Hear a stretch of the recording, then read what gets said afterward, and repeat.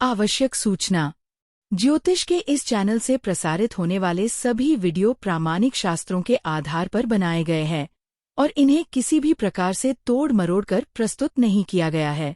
Video को like और share करें तथा चैनल को सब्सक्राइब करें। नोटिफिकेशन बेल अवश्य दबाएं, जिससे नए वीडियो आप तक जल्दी पहुंचे। धन्यवाद। नमस्कार, ज्योतिष के इस चैनल में आपका स्वागत है। मैं हूं डॉक्टर संजय शर्मा, ज्योतिषाचार्य। 2024 की तरह ही 2025 में भी दिवाली मनाने को लेकर के फिर एक संशय उत्पन्न हो गया है कि दिवाली 20 अक्टूबर को मनाई जाए या 21 अक्टूबर को। मैंने बहुत से लोगों से ये कहते हुए सुना है कि हमारे त्यौहार दो दो दिन मनाए जाते हैं, निश्चित नहीं हो पाता है। कोई पहले दिन बताता है, कोई अगले दिन बताता है। देखिए, त्योहारों का निर्णय, पर्व का निर्णय तिथि से होता है। तिथि, डेट, दिनांक, तारीख, इसके विषय में थोड़ा सा जान लेते हैं। डेट अंग्रेजी का शब्द है, तारीख उर्दू का शब्द है, दिनांक हिंदी का शब्द है। इन तीनों का एक अर्थ होता है रात्रि के 12 बजे से लेकर के अगले दिन की रात्रि के 12 बजे तक। परंतु तिथि के संबंध में ऐसा नहीं होता।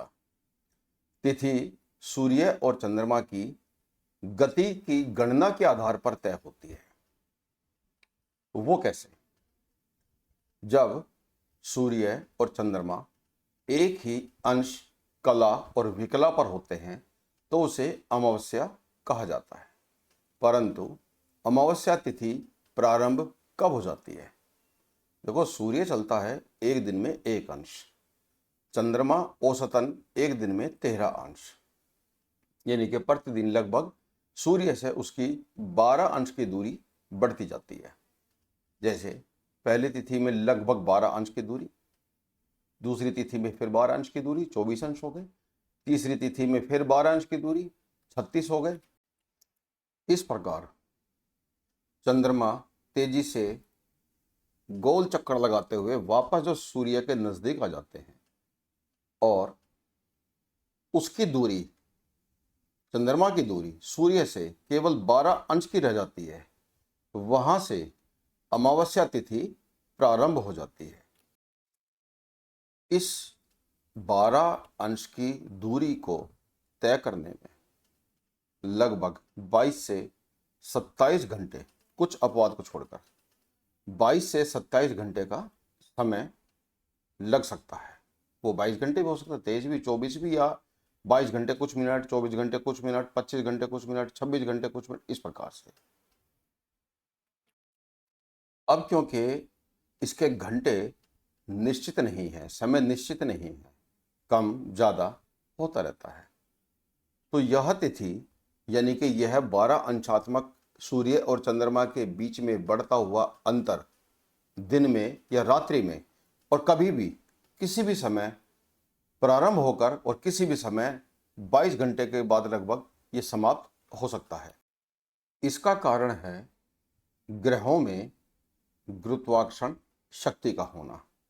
कभी गति धीमी और कभी तेज हो जाती है, क्योंकि कभी किसी ग्रह की दूरी किसी ग्रह से ज़्यादा हो जाती है, कभी किसी से कम हो जाती है। इसलिए इनकी गति में थोड़ा उतार चढ़ाव आता रहता है। ऐसी परिस्थिति में त्योहार का, पर्व का निर्णय लेने में सहायता करने के लिए हमारे धर्म ग्रंथ अपना दायित्व निभाते हैं। अब दिवाली 2025 के विषय पर आते हैं। अमावस्या तिथि 20 अक्टूबर को दोपहर बाद लगभग 3:46 अथवा 47 के लगभग आरंभ हो रही है। थोड़ा बहुत समय में अंतर मिलेगा, कुछ सेकंड्स का, मिनट्स का। वो एक गणितीय विषय है, उससे विचलित मत होना। कभी ये सोचो कि कोई अमावस्या तिथि प्रारंभ का समय कितने बजे बता रहा है, कोई कितने बजे, और अगले दिन अर्थात 21 अक्टूबर को शाम को 5:56 पर समाप्त हो रही है। और 21 अक्टूबर को सूर्यास्त 5:46 पर है गुड़गांवा के अनुसार। अब सूर्यास्त के बाद केवल लगभग 10 मिनट का समय मिला और उसके बाद प्रतिपदा प्रारंभ हो गई। अब यह संशय खड़ा हो गया कि दिवाली 20 अक्टूबर को मनाएं या 21 अक्टूबर को मनाएं। देखिए, भारत में लगभग 150 या इससे ज़्यादा पंचांग चलते हैं। मेरे पास उनमें से 2 पंचांग हैं। एक तो है पंचांग दिवाकर और दूसरा है ऋषिकेश पंचांग। दोनों ही दिल्ली एनसीआर में बहुत चलते हैं। ऋषिकेश पंचांग में 20 अक्टूबर को और पंचांग दिवाकर में 21 अक्टूबर को दिवाली मनाने के लिए कहा गया है। दोनों ही पंचांगकारों ने प्रदोष काल को लिया है, परंतु एक ने 20 अक्टूबर और दूसरे ने 21 अक्टूबर का प्रदोष काल लिया है, क्योंकि अमावस्या प्रदोष काल दोनों ही दिनों में व्याप्त है। लक्ष्मी पूजन प्रदोष काल में ही बताया गया है। अब किस दिन दिवाली का पर्व मनाया जाए? देखिए, इसके लिए कमलाकर भट्ट प्रणीत निर्णय सिंधु में एक बहुत विशेष बात लिखी हुई है, जिस कारण 20 अक्टूबर को दिवाली का पर्व मनाना शास्त्रोक्त है। इसका चित्र देखिए। दिवोदासीय में तो प्रदोष को कर्मकाल कहा है।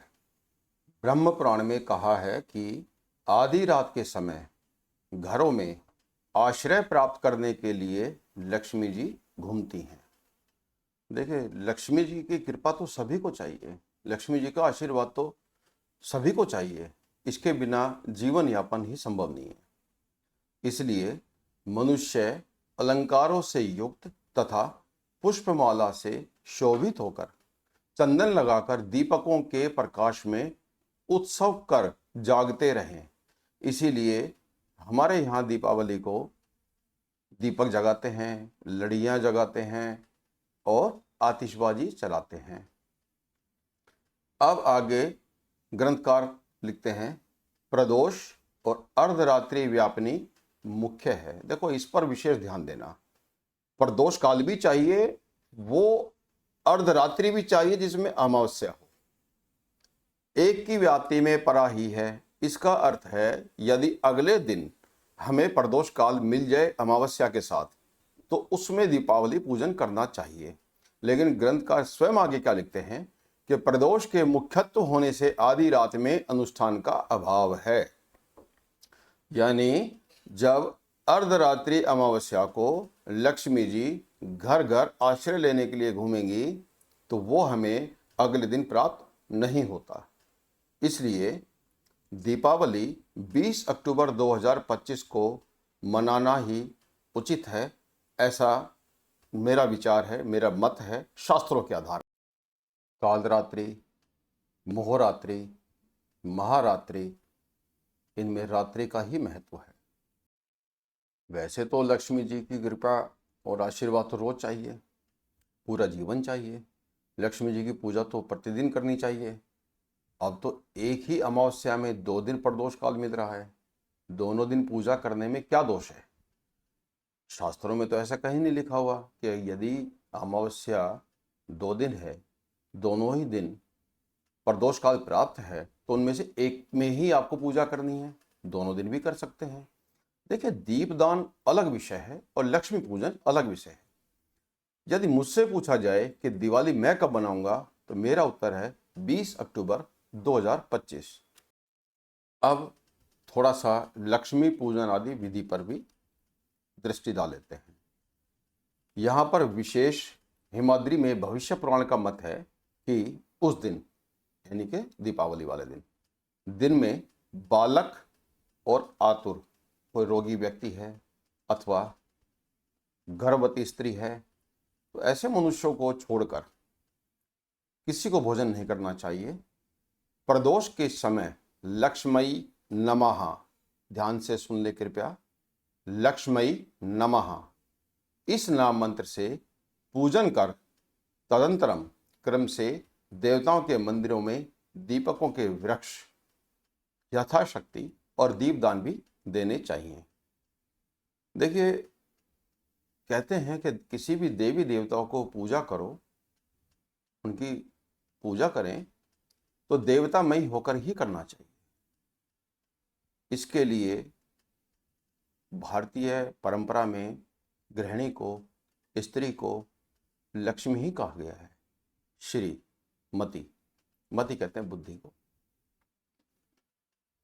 गृहिणी को लक्ष्मी रूप धारण करके, लक्ष्मी माँ के अनुसार उनके तरह श्रृंगार करके पूजा करनी चाहिए और पुरुष को लक्ष्मी नमः का मंत्र जाप करते रहना चाहिए। अब प्रश्न उठता है कि अमावस्या कब निकालें। देखिए, अमावस्या निकालने का समय दोपहर को होता है और दोपहर का अर्थ 12 बजे नहीं होता है। सूर्योदय से लेकर के सूर्यास्त तक जितना समय होता है उसे 4 बराबर भागों में बांट देते हैं। वो 4 प्रहर हो जाते हैं। जब 2 प्रहर समाप्त हो जाएं, सूर्य बिल्कुल सर पर हो और अमावस्या भी हो, तो वो 21 अक्टूबर को है, क्योंकि कालखंड का महत्व है। प्रदोष काल कब होता है, मध्याह्न कब होता है, इसके अनुसार ही कार्य करना चाहिए। धन्यवाद। आज की वीडियो में इतना ही।